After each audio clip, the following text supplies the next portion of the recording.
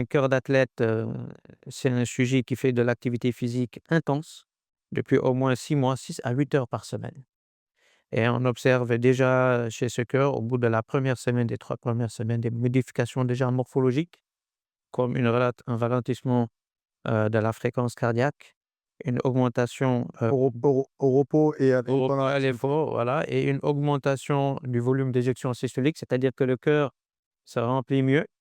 Il faut noter que le cœur du sportif, en fait, ou de l'athlète, il se remplit mieux et il se vide mieux, hein, que le cœur du sédentaire. On a C'est ça la particularité. on a un VO2 max qui est plus élevé. Voilà, avec le temps, on a un VO2 max qui devient de plus en plus élevé et donc ça permet d'améliorer donc c'est un bon marqueur de l'endurance. Mmh.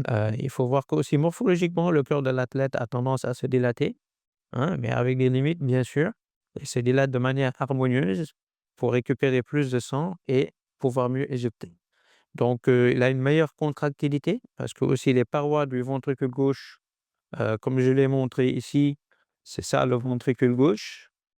Donc les parois vont être un peu plus épaissies, un peu plus musclées, mais toujours dans il y a une limite à ne pas dépasser par rapport à ça et donc on aura un cœur qui se remplit mieux, qui a une meilleure contractilité, qui se contracte mieux et heu et avec une fréquence cardiaque qui est le plus souvent ralentie et tout ça en fait, pour dire que ça concourt à avoir un meilleur débit cardiaque chez le sportif.